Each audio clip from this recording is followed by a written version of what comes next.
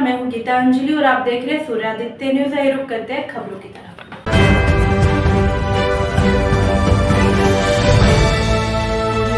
Modinagar Suryaditya team ने आज बात की सोरान खाप चौधरी बाबा परविंदर आर्य से और चुनाव पर चर्चा की। सुनिए उन्हीं की जुबानी।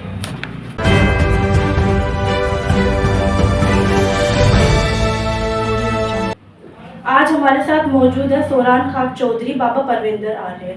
आपका हमारे चैनल में स्वागत है। बहुत बहुत धन्यवाद। सूर्य आदित्य न्यूज चैनल को बहुत बहुत शुभकामनाएं, पूरे स्टाफ को बहुत बहुत शुभकामनाएं। आप हमें ये बताइए, आजकल जो चुनाव लड़ रहे हैं, कोई भी मुद्दे पर चुनाव नहीं लड़ रहा है, सब हिंदू मुस्लिम पर चुनाव लड़ रहे हैं। आपका इस बारे में क्या कहना है? ये देश का बहुत बड़ा दुर्भाग्य है। देश में चुनाव होना चाहिए था शिक्षा के ऊपर, क्योंकि हमारा देश आज भी अशिक्षित है। गांव के अंदर तो इंग्लिश को लैंग्वेज को जानता नहीं है, जो इस देश की आजकल मुख्य भाषा में है। क्योंकि यहाँ पर जितनी भी उच्च शिक्षा है, चाहे वो डॉक्टरी की हो, चाहे वो न्यायपालिका की हो, चाहे वो इंजीनियरिंग की हो, वो सब इंग्लिश लैंग्वेज में है। और ग्रामीण आंचल में तो 10% आदमी भी अंग्रेजी भाषा को नहीं जानते।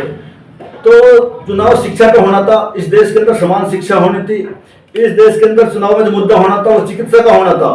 आज भी इस देश के अंदर गरीब लोग रहते हैं और उनको शिक्षा के साथ साथ चिकित्सा का बहुत कम सुविधाएं मिली हुई हैं। और प्राइवेट क्षेत्र में तो चिकित्सा इतनी महंगी है, अगर किसी को बुखार भी रहता है, गरीब आदमी अगर वहां जाता है तो उसके 10-20 हजार रुपये तो बुखार के लग जाते हैं। और बड़ी बड़ी बीमारियां जो सर्जरी की हैं या कोई मेडिकल बहुत ज्यादा दिक्कत है, उनमें तो 5-10 लाख रुपए लग जाते हैं। और जो सरकारी अस्पताल है वहां पे किसी तरह की सुविधा है ही नहीं। वहां पे तो जैसा पशुओं से भी बदतर इलाज है, क्योंकि जमीन पर लेटे रहते हैं। तो ये बहुत बड़ा दुर्भाग्य है। और ये सबसे जो बड़ी समस्या है वो है एक उच्च पद पर बैठे हुए प्रधानमंत्री जैसे गरिमापूर्ण पद पर बैठे हुए नरेंद्र मोदी जी हिंदू मुस्लिम पे चुनाव ला रहे हैं, धर्म के आधार पर वोट मांग रहे हैं। और ये बहुत ही गलत है, बहुत ही निंदनीय है। चुनाव आयोग को स्वयं इस पर संज्ञान लेकर के इनके खिलाफ FIR दर्ज करनी चाहिए। आजकल देखा जा रहा है कि ये जो सरकार बैठी ये कहती है हमने जो बदमाश लोग भाग गए यहाँ से, आपका क्या मानना है? देखो, बदमाशों का तो ऐसा है, जो इन नेताओं के, जो भारतीय जनता पार्टी के नेता थे, चुनाव लड़ते थे पूर्वांचल में, खासकर मुख्यमंत्री जी तो जो योगी आदित्यनाथ जी, तो इनके खिलाफ में वहां पर मुस्लिम बाहुबली थे, अंसारी बंधु वगैरह और अतीक अहमद वगैरह। तो इन्होंने जो अपने दुश्मन है उनके साथ में जो है उनका एनकाउंटर करवाया, उन्हें मरवाया है। और बाकी जैसे बिजली के 12 से मोटर चोरी हो रहे, ट्रांसफार्मर चोरी हो रहे हैं, और राजनीति आप देख लो जाकर के कितने चैन छीनी जा रही हैं, और बहुत से हादसे। ऐसा कोई फर्क नहीं पड़ा। पर हाँ ये है, इन्होंने मीडिया में दिखा दिया है, अतीक अहमद को एनकाउंटर हो गया, कस्टडी में थे, पुलिस कस्टडी में मारे गए। अंसारी बंधुओं पर तो काफी कानूनी कार्रवाई हुई है। दूसरा आजम खान पर, तो इन्होंने ऐसा माहौल बना दिया। और जो भी मुस्लिम बड़े नेता थे या बड़े बदमाश टाइप के थे, उनके ऊपर कानूनी कार्रवाई करके, उनका एनकाउंटर करवा करके कि यहाँ पे बहुत अच्छी कानून व्यवस्था। लेकिन आप धरातल पर आओगे तो आप थाने में जाओ, डेली आपको भीड़ लगी मिलती है, 50-100 आदमी थाने के बाहर खड़े रहते हैं। तो कानून व्यवस्था पे इतना सुधार नहीं हुआ जितना मीडिया में दिखाया जा रहा है। नेताजी, सरकार कह रही है कि हमने किसानों को बहुत फायदा पहुंचाया है।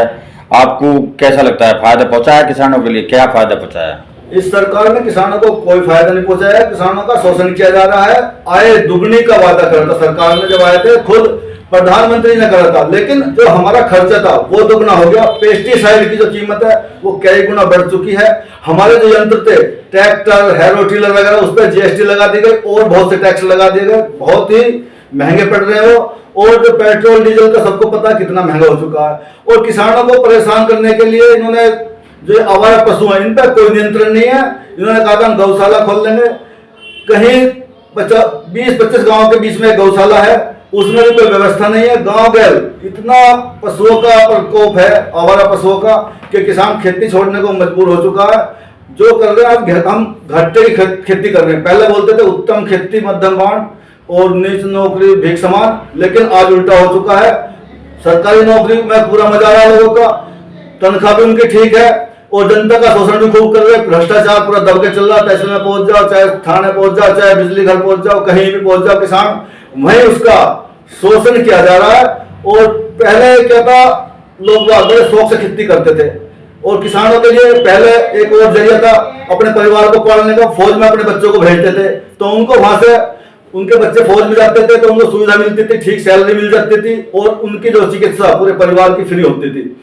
आज मोदी सरकार ने वो अग्निवीर बना करके ऐसा कर दिया, हमारे बच्चे वहां भी जाते हैं, अपना बलिदान भी देते, शहीद हो रहे हैं, उनको ना शहीद का दर्जा मिल रहा, ना उनको कोई सुविधा मिल रही है। और 4 साल में हमारे टैलेंटेड बच्चों को बेरोजगार कर करके या 4 साल में रिटायर करके घर बैठा देते हैं, तो ये बहुत ही निंदनीय है। अब भी गवर्नमेंट ये कह रही है, ये जो कह रहे हैं भाई एक बार मौका और दीजिए, प्रधानमंत्री जी कह रहे हैं, आपका क्या मानना है इसमें?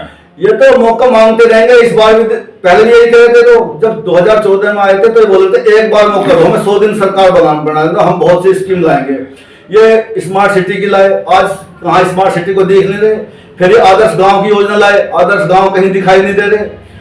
तो इनको कोई मौका देने का कोई फायदा नहीं, जनता लेकिन पता नहीं कैसे इनको दूसरी बार भी मौका दे दिया। कोई ईवीएम के बारे में भी विवादित रहा है और इस देश में तो जो 19 में भी आए थे तो ईवीएम के दम पर आए थे, जगह जगह गिनती में गड़बड़ हुई, घोटाला हुआ और पूरी बेईमानी के साथ में। कई सीटों का तो हमें पता है, जयंत चौधरी 2019 में बागपत से जीत रहे थे, अजीत सिंह जी मुजफ्फरनगर से जीत रहे थे, हाजी याकूब कुरैशी मेरठ से जीत रहे थे। ये अजीत सिंह जी से हम एक बार मिलने गए थे उनकी कोठी पे, तब उन्होंने बात बताई थी, लेकिन उन्होंने तानाशाही करके ये जो है हराया गया था। सर जब उन्हें हराया गया है, उनके बेटे जो जयंत चौधरी जी फिर भी उसी पार्टी के साथ पहुंच गए, तो आपका क्या मानना है इसमें?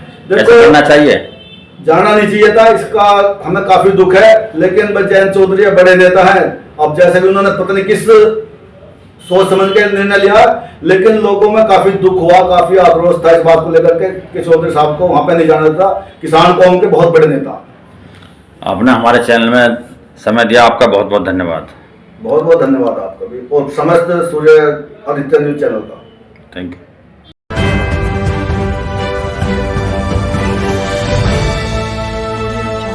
आज के लिए खबरों में बस इतना ही। कल फिर होगी आपसे मुलाकात। हमारे चैनल को लाइक, शेयर और सब्सक्राइब करें। नमस्कार।